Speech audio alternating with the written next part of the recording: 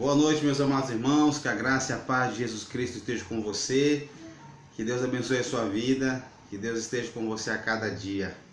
Nós estamos aqui hoje para aprender um pouco mais da palavra de Deus, hoje nessa quarta-feira, culto de oração. Eu espero que você já tenha orado aí na sua casa, no seu lar, com a sua família. E agora vamos cantar 2 cânticos antes de nós ouvirmos a palavra de Deus, bom?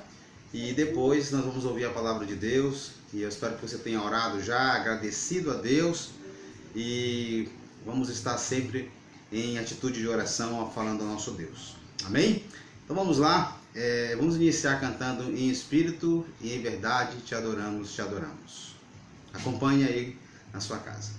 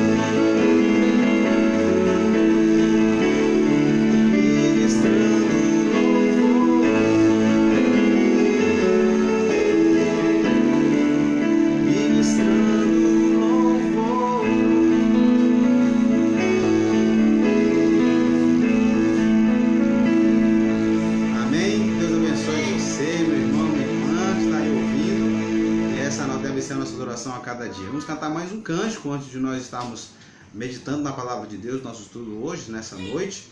E para isso nós vamos adorar a Deus, cantando a Ele, bem dizendo, e eu espero que você possa cantar também aí na sua casa, no seu lar, adorando ao Senhor. Vamos cantar mais uma vez nessa noite e adorar ao seu santo nome. Amém? Vamos lá. Ele exaltado.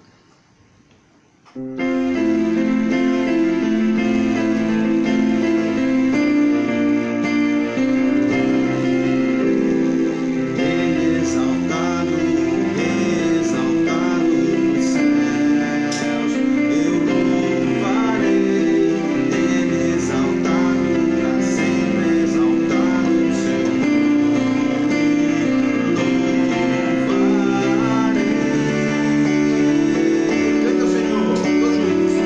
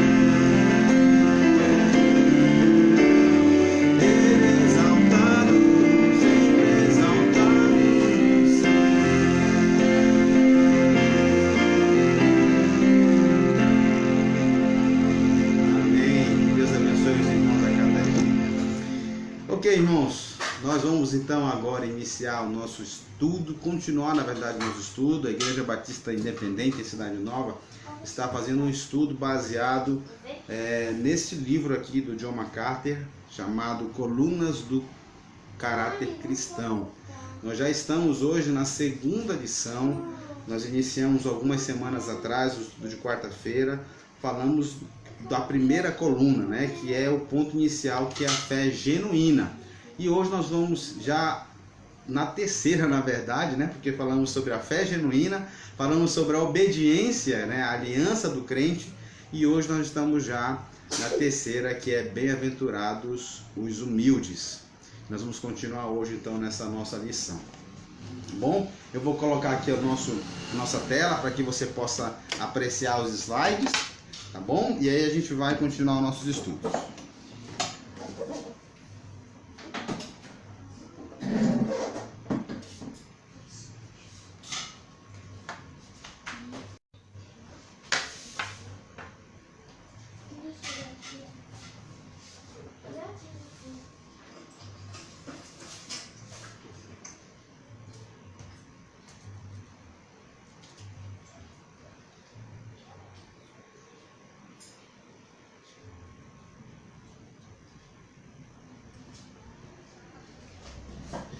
Ok, meus amados, vamos então iniciar o nosso estudo. Nós, como eu falei agora há pouco para os irmãos, nós já estudamos algumas áreas, né? Nós já estamos agora, já estudamos o primeiro ponto, que era o ponto inicial, a fé genuína, e agora a obediência, a aliança do crente, e vamos estudar agora os bem-aventurados, os humildes. Os humildes estão sendo bem-aventurados. Então, que Deus abençoe você grandemente, tá bom? E hoje nós vamos continuar com esse estudo falando que uma das colunas para o caráter cristão é de nós sermos humildes. O texto que nós estamos usando para nos basear é o texto de Mateus capítulo 5. Mateus capítulo 5 narra para a gente as bem-aventuranças. E nós vamos estar hoje observando então essas bem-aventuranças, tá? Cada uma delas vai narrar para a gente essas nossas observações com relação às bem-aventuranças. E hoje nós vamos falar sobre os bem-aventurados são os humildes, como nós falamos já anteriormente, tá bom? Nós temos aqui, irmãos, uma observação muito importante. Sabemos que, como vimos na semana passada, essa atitude, a atitude da humildade, é uma atitude que não pode faltar. Como nós vimos na semana passada, né, falando sobre também a obediência, falando sobre a fé. Agora, essa atitude é um ponto central da vida cristã. É a base de todas as graças. E, no entanto, grande parte do que se passa por cristianismo, né, atualmente, enfatiza muitas coisas, por exemplo, como orgulho, autoestima. As pessoas muitas vezes vão para a igreja querendo satisfazer desejos, querendo falar coisas e realizar coisas na sua vida. Então é algo que vai meio que de contra aquilo que realmente Jesus veio pregar. Ele veio ensinar muita coisa e uma delas é a humildade. Nós vimos semana passada que bem-aventurado significa feliz. Então felizes os humildes. O texto de Mateus capítulo 5, versículo 4 nos diz, versículos 1 em diante, vamos ler até o versículo 4, tá? Que é onde a gente vai encaixar hoje. E Jesus vendo a multidão, Mateus capítulo 5, versículos de 1 a 4, nos diz: E Jesus vendo a multidão, subiu ao monte, e assentando-se, aproximaram-se dele os seus discípulos. E abrindo a sua boca, os ensinava dizendo: Bem-aventurados, pobres de espíritos, porque deles é o reino dos céus. E bem-aventurados os que choram, porque deles eles serão consolados. Então, nós temos depois outras bem-aventuranças, mas hoje nós vamos observar essas, tá bom? E, como eu falei agora há pouco, os judeus, por exemplo, notavelmente, e os escribas também, eles desfilavam as suas religiões de uma maneira externa, né? Eles colocavam isso como se fosse sendo algo para que pudessem receber elogios, para que pudessem ser bajulados pelas outras pessoas. Mas a humildade que Deus quer aqui, a humildade que Jesus Cristo ensina, que é baseado nesse texto do Sermão do Monte aqui, as bem-aventuranças, nos traz outras realidades, nos traz outras coisas que são muito importantes. Primeiramente, é que não deve existir um orgulho espiritual. o que ele toma como alvo aqui no início desse estudo, irmãos, o alvo da citação, inclusive, da bem-aventurança, é que bem-aventurados são os humildes, porque deles é o reino dos céus. Bem-aventurados os humildes, porque deles é o reino dos céus. Ele continua dizendo depois, bem-aventurado os que choram, porque eles serão consolados. Bem-aventurados os que são mansos, porque eles herdarão a terra. Bem-aventurado os que têm fome e sede de justiça, porque eles serão fartos. Então, elas indicam aquelas pessoas que sentem consolo em todas as questões importantes da vida. As glórias do novo céus, por exemplo, da nova terra, e cada bem-aventurança descreve então um aspecto de humildade. Na semana passada nós vimos sobre a pobreza de espírito. O texto nos diz no versículo 3, bem-aventurados pobres de espíritos. Vimos que bem-aventurado, quando a palavra de Deus diz bem-aventurados pobres de espírito, ele está dizendo, é claro, e explicando que esse pobre aqui não é aquele pobre que muitas vezes a gente diz que as pessoas, a pessoa é humilde, lá é pobre, tem uma casa humilde. Não, essa pobreza aqui do grego pitochos, né, vem dessa expressão grega, significa alguém que é tão pobre que precisa mendigar. Era empregado especificamente que mendigos que não tinham nenhuma habilidade profissional ou eram incapacitados demais para trabalhar. Essas pessoas pobres eram financeiramente falidas, totalmente desarranjadas, desamparadas, e as quais os seus meios eram insuficientes para supri-las. Agora, o reino de Deus pertence então aos espiritualmente necessitados. Todos os que são genuinamente salvos, eles devem ter a habilidade ou devem estar sendo vistos como alguém que foram resgatados e são descobertos na sua própria falência espiritual. Então sabem que não poderiam entrar baseados em nenhum outro valor próprio. Não tem como. A Bíblia nos diz em Efésios, inclusive, né? Pela graça sois salvos por meio da fé. Isso não vem de vós, não vem das obras, para que ninguém se glorie. Então, nós somos falidos espiritualmente. Não há valor próprio em nós. Numa análise final, o reino pertence então a todos a todos os que, como o coletor de impostos na parábola de Jesus nos diz lá em Lucas 18:13, quando ele nos diz, o reino pertence àqueles. Não ousava nem ainda levantar os olhos do céu, mas batia no peito dizendo, ó Deus, sê propício a mim, pecador. Então, irmãos, preste atenção aqui, perceba que nós devemos nos pôr desta maneira. Por quê, pastor? Porque é assim que nós entenderemos que somos bem-aventurados, porque há humildade em nós, há humildade que vem de Deus. Não são aqueles que confiam no seu batismo, não são aqueles, por exemplo, que vão herdar a vida, porque eu já sou salvo em Jesus, porque eu faço isso, porque eu faço aquilo outro. Não são esses. Não são aqueles que pertencem ao reino, não são aqueles que dizem respeito que são apenas uma pessoa que tem a certeza a tomar uma decisão em Cristo, porque foram à frente no final do culto. Igualmente aqueles que sentem orgulho em se confortar a todas as práticas externas, né, das suas tradições, da sua igreja. Contribuem, por exemplo, regularmente com seus vários ministérios, sem ocupar com atitudes religiosas. E não são esses os humildes. Os únicos que podem reivindicar essa garantia são aqueles que humildemente se lançam sobre a misericórdia de Deus, sendo purificados dos seus pecados por isso. São justificados por Deus. Como Jesus descreve o coletor de impostos em Lucas capítulo 18. Irmãos, essa deve ser a expressão que deve estar a cada dia diante de nós. Eu devo olhar para mim e devo estar a cada dia olhando para um miserável que sou. Um pecador que necessita todos os dias da graça de Deus, do amor de Deus. Que sem esse amor de Deus, nada seremos, nada podemos ser. E aí, nós vamos entender o que significa ser pobre de espírito. Por quê? Porque eu em mim mesmo não tenho nenhum tipo de prazer, nenhum tipo de ganho. Porque a minha vida só começa a ser vivida de fato quando Jesus entra nela, quando eu sou habitado pelo Espírito Santo da promessa, quando eu sou habitado pelo Espírito Santo de Deus. Então essa é a pobreza espiritual que a Bíblia nos diz aqui no Sermão da Montanha, quando ele diz que bem-aventurados são os pobres de espíritos, porque deles é o reino dos céus. Aí muitas vezes é difícil de entender isso, né? A questão de, pobre de espírito, como assim? Será que alguém que é espiritualmente fraco? Será que alguém que não lê muita Bíblia? Como assim? Bem-aventurado? Não, pelo contrário. Há uma contradição, né? Se fosse isso. Mas nós devemos estar buscando a cada dia a palavra de Deus e entendermos, irmãos, que é nesse contexto da pobreza espiritual, no sentido de nós nunca olharmos para nós como sermos suficientes, como tivermos algum tipo de mérito para estarmos hoje indo para os céus. Não há mérito, não há suficiência em nós mesmos. Por quê? Porque só iremos só pelo céu, ou para o céu um dia, porque a graça de Deus nos alcançou.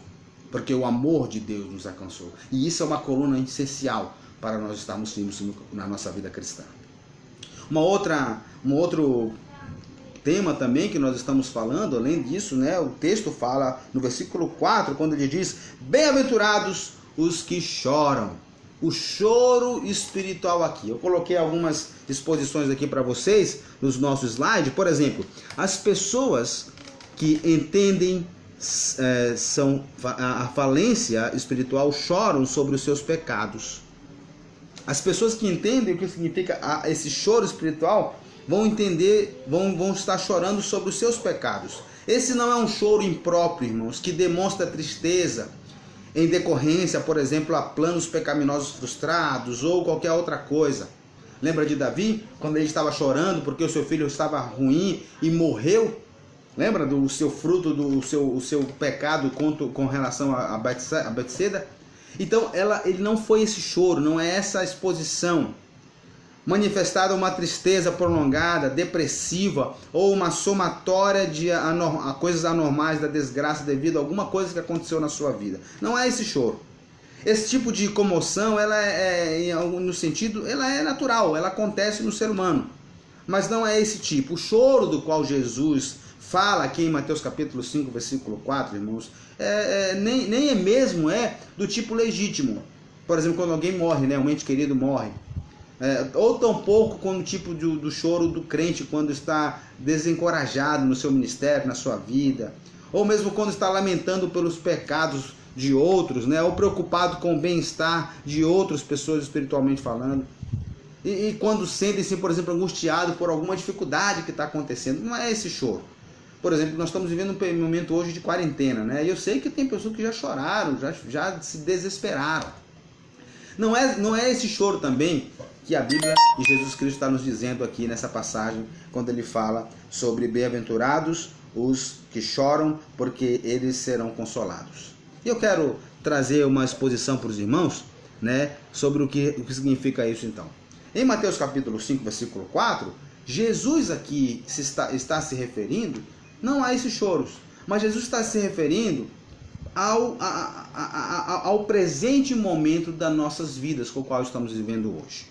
Jesus se refere nesse choro, ou choro espiritual aqui, em Mateus capítulo 4, capítulo 5, versículo 4, quando Jesus usa o particípio presente pentostens, indicando aqui, irmãos, uma ação contínua, onde crentes fiéis e maduros terão uma constante e duradoura atitude de tristeza ou quebrantamento em relação ao seu pecado, né? Ao qual lhes permitirá visualizar mais e mais o amor e a misericórdia de Deus todos os dias na sua vida e pela sua vida. Cada vez menos o seu próprio orgulho e cada vez mais a Deus. Então, a verdadeira expressão dessa atitude aqui, irmãos, que nós podemos observar, ela deveria ser da seguinte maneira: sem mergulhar na autopiedade ou na falsa humildade, não se concentra na pessoa e no seu pecado, mas faz com que ela olhe humildemente e alegremente para Deus, que é o único que pode perdoar as nossas iniquidades. Essa é a atitude que Paulo expressa em Romanos capítulo 7, quando ele descreve a sua batalha contínua contra o pecado, o qual conclui dizendo, no versículos 24 e 25, de Romanos capítulo 7, Desventurado o homem que sou. Quem me livrará do corpo desta morte? Graças a Deus por Jesus Cristo, o nosso Senhor. Então, se continuamente choramos por causa do pecado, continuamente seremos consolados. Embora possamos viver ou vivenciar esse consolo no presente, ele somente será completo na glória dos céus, onde aí sim Deus enxugará dos olhos toda lágrima, e a morte já não existirá. Já não haverá luto, já não haverá pranto nem dor, já não haverá nem mais a coronavírus, e aí nós seremos realmente completos em Jesus Cristo. Irmãos, não esqueçam, os que choram espiritualmente, esses serão consolados. Então, que Deus nos abençoe e nos faça entender que não somente que a bem-aventurança dos humildes perpassa por sermos pobres espiritualmente ou pobre de espírito, quando entendemos que a nossa vida espiritual só subsiste e existe pelo fato de Deus estar presente em nós. E também que o choro espiritual é necessário, porque isso me leva a perceber que eu sou um pecador e que eu preciso dele a cada dia. Que nada do que eu faça, por mais que eu me envolva em coisas, mas eu sempre vou precisar dele para existir espiritualmente. Então, meus amados irmãos, que Deus abençoe você grandemente. Não se esqueça de que os que choram por causa do pecado continuamente serão consolados. Então, se você quer consolo, confie no Senhor. Se você quer estar sempre sendo consolado por Ele, né? Porque a Bíblia diz aqui que aqueles que choram serão consolados. Então, sempre esteja buscando a presença e a vontade de Deus na sua vida. Lembre do que Apocalipse 21, versículo 4 nos diz. Então Deus enxugará dos olhos toda lágrima, e a morte já não existirá, já não haverá mais pranto, mais luto e nem dor, porque Ele está aqui conosco, e assim como estará no futuro. Irmãos, que Deus abençoe você grandemente, que nós possamos a cada dia nos estar buscando a presença do nosso Deus. A semana que vem, nós vamos estar na quarta-feira que vem, às 19h30, estaremos continuando o nosso estudo, né? Ainda falando sobre essa terceira coluna, falando sobre os bem-aventurados humildes, mas falando sobre a mansidão, porque uma característica do humilde é ser manso. A pergunta que eu deixo para você é: você é uma pessoa mansa? Você geralmente responde, age, reage com mansidão na sua vida, na sua igreja, na sua relação conjugal, na sua família, no seu trabalho, na sua escola, em qualquer situação? Se você faz, amém. Se não faça, você deve estar buscando a palavra de Deus, porque essa é uma coluna daquele que verdadeiramente é um cristão. Que Deus abençoe você e que nós tenhamos uma restante semana abençoado na presença de Deus. Se você precisa de oração, entre em contato conosco, tá bom? A gente pode estar orando por você. Não esqueça, mais uma vez, de estar a cada dia buscando o Senhor na sua presença. Vamos orar e agradecer ao Senhor por nosso tempo nessa noite. Pai, nós te agradecemos por estarmos aqui reunidos. Muito obrigado, ó Deus, porque nós podemos contemplar a tua palavra, ó Deus, nessa noite. Obrigado pelos teus servos que estão em vários lugares, ó Deus, nesse momento, compartilhando a tua palavra, compartilhando, Senhor, desses cânticos que foram entoados na tua presença. E, ó Pai, eu te peço, rogo a ti, ó Deus, que tu esteja cada dia contemplando e completando a tua palavra em nossas vidas, Senhor, em nossos corações. Te peço que tu esteja abençoando as mentes dos teus servos, ó Deus, nas suas casas, nesses momentos em que a rotina é quebrada, ó Deus, em que a gente tem que se redobrar para fazer uma coisa ou outra. Deus, que não seja, ó Deus, um ambiente do seu lar, um ambiente monótono, nem um ambiente, ó Deus, ruim, chato, mas que possam otimizar, ó Deus, o seu tempo em família, o seu tempo juntos, ó Deus, para que possam estar superando, claro, sempre à luz da tua palavra, ó Deus. Muito obrigado, continue a nos abençoar, que a tua palavra que foi pregada nesta noite encontre lugar em nossos corações e nós possamos estar sempre prontos para o teu serviço e para a tua obra. Muito obrigado, Senhor, por tudo, e abençoe as nossas vidas, a cada família, ó Deus, que está vendo, participando, ó Deus, nesse momento, ó Deus, com a tua palavra, em nome de Jesus. Amém, amém, amém, meus irmãos. Que Deus abençoe você. Eu mais uma vez reforço a nossa orientação para que você possa estar tendo um bom tempo, bom dia a dia na sua vida, na sua casa, no seu lar, tá bom? Aproveite ao máximo, ocupe sua mente, ocupe a sua vida, deixe um pouco de lado o celular, televisão. Hoje em dia, irmão, a televisão 24 horas praticamente está falando de coronavírus. Então, se você não quer ficar entediado, obcecado, paranoico, desliga a televisão, tá bom? E comece a ver outras coisas, comece a ler livros, a ver mensagens, a adorar a Deus, cantar louvores, porque isso vai ajudar você e muito no seu dia a dia e a digerir melhor o que nós estamos vivendo hoje, tá bom? Fite teus olhos em Deus, não nas circunstâncias, e saiba que Ele está contigo. Ele disse para nós antes de subir aos céus: eis que estarei convosco todos os dias até a consumação do século. Isso inclui o hoje também. Tá bom? Que Deus abençoe, meus irmãos. Um forte abraço.